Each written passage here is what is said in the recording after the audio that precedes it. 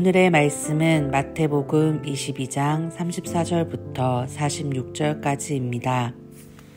예수께서 사두개인들로 대답할 수 없게 하셨다 함을 바리새인들이 듣고 모였는데 그 중에 한 율법사가 예수를 시험하여 묻되 선생님, 율법 중에서 어느 계명이 크니이까?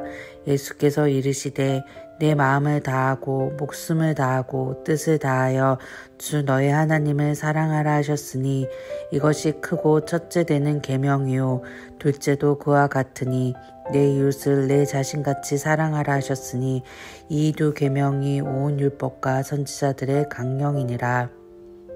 바리새인들이 모였을 때에 예수께서 그들에게 물으시되 너희는 그리스도에 대하여 어떻게 생각하느냐? 누구의 자손이냐? 대답하되 다윗의 자손이니이다. 이르시되 그러면 다윗이 성령에 감동되어 어찌 그리스도를 주라 칭하여 말하되 주께서 내 주께 이르시되 내가 내 원수를 내 발 아래에 둘 때까지 내 우편에 앉아 있으라 하셨도다 하였느냐? 다윗이 그리스도를 주라 칭하였은즉 어찌 그의 자손이 되겠느냐 하시니 한마디도 능히 대답할 자가 없고 그날부터 감히 그에게 묻는 자도 없더라. 아멘.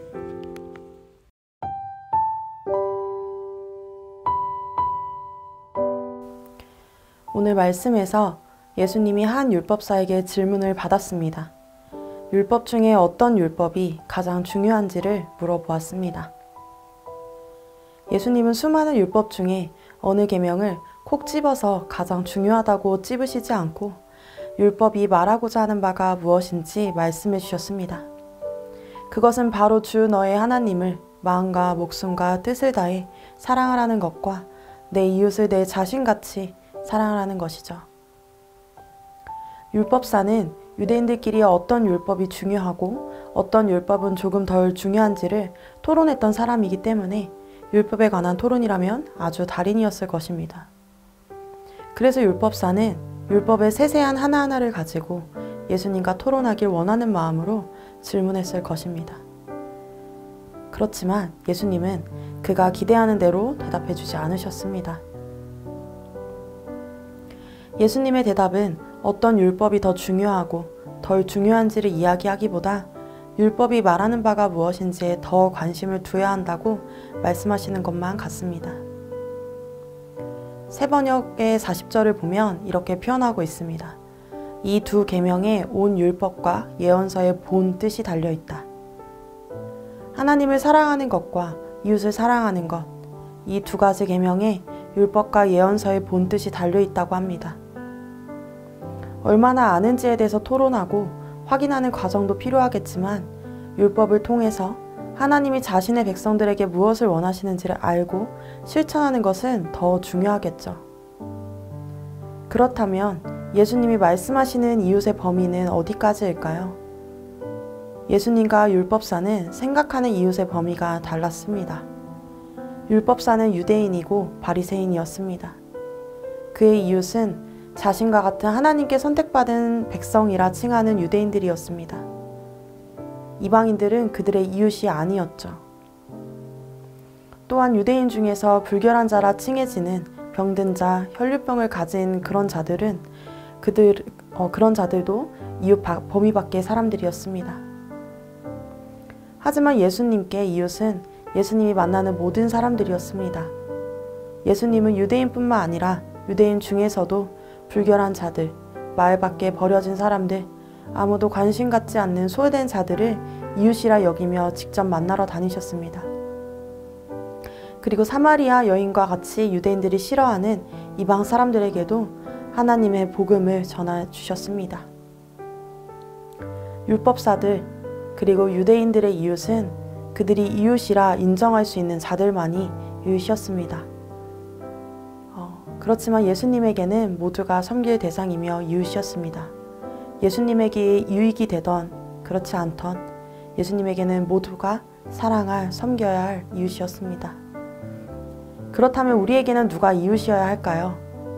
우리 또한 우리가 정한 이웃의 범위를 깨뜨려야 하나님께서 우리에게 주신 이웃 사랑에 대한 율법을 온전히 순종할 수 있을 것입니다.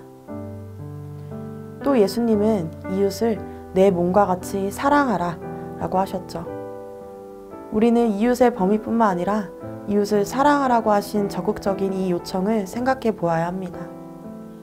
이웃을 사랑하는 것은 의지를 가지고 행하는 것을 포함합니다.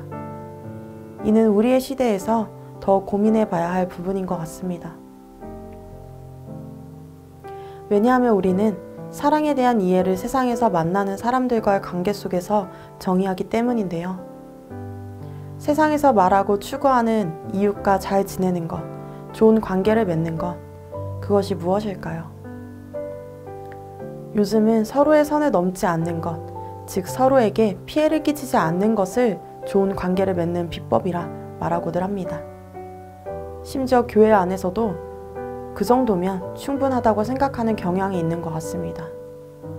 하지만 우리는 어떤 것을 하지 않아야 한다가 아니라 피해를 끼치지 않아야 한다, 그 배려의 수준을 넘어서서 사랑을 하라는 명령을 받았죠.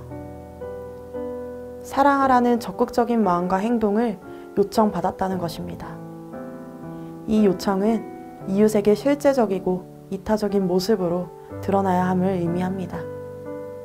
우리를 섬기신, 우리의 섬김의 본이 되신 예수님은 높은 하늘 멀리서 우리와 관계성 없이 그저 지켜보시거나 혹은 멀리서 어떤 신비적인 힘으로 우리를 도우시거나 하지 않으셨습니다.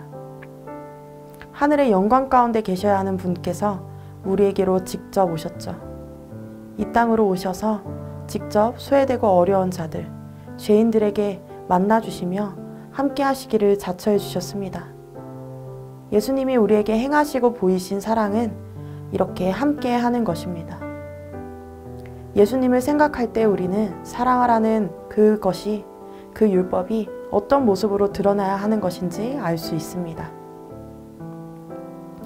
그리고 본문 41절에서 46절을 통하여 이제 예수께서 자신이 하나님의 아들이신 것에 대해서 숨기지 않고 드러내시는 것을 볼 수 있습니다.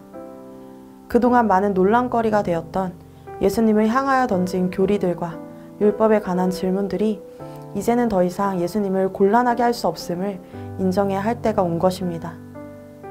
바리새인들은 그들이 기다려온 메시아, 그리스도가 다윗의 후손으로 오신다는 것을 알고는 있지만 그 그리스도께서 자신들 앞에 있다는 것은 모르고 있습니다. 그리스도께서 그들이 그렇게 걸고 넘어뜨리려 하는 예수님인 것을 알지 못한 채로 있었습니다. 그리고 예수님께서 말씀하신 다윗보다 높으신 주이신 그리스도의 권위에 대해서 말할 때도 그들은 여전히 이해하지 못한 채로 미궁 속에 빠진 채 예수님 곁을 떠났습니다. 바리새인들은 율법을 많이 알고 있었지만 그리스도가 누구의 후손으로 오실지에 대한 정보는 있었지만 정작 예수님을 받아들이지 못하는 이들이었습니다. 그런 바리새인들에게 하나님 나라가 주어질까요? 그저 정보로서 그리스도를 아는 것이 아니라 그리스도를 주라 시인하고 믿는 자들에게 구원이 있다고 예수님께서는 계속해서 말씀해 주셨습니다. 예수님에 대한 정보가 아닌 지식적인 알을 넘어서 예수님이 나를 위하여 행하신 십자가의 일을 믿음으로 그분을 주로 모시며 사는 것이 나의 삶에도 계속해서 고백되어야 하는 것임을 우리는 기억해야 합니다. 함께 말씀을 기억하며 기도하기 원합니다. 예수님이 나의 삶에 행하신 놀라운 은혜를 기억하며 오늘도 나의 주가 오직 예수님이라 고백하며 살게 하소서. 적극적으로 내게 주신 이웃들을 사랑하며 예수님을 나타내는 사랑의 삶 살게 하소서. 오늘도 주인 되신 예수님만 생각하고 따르며 그 주인 되신 주님만 높이는 삶 사는 청년가족 여러분 되시기를 기도합니다.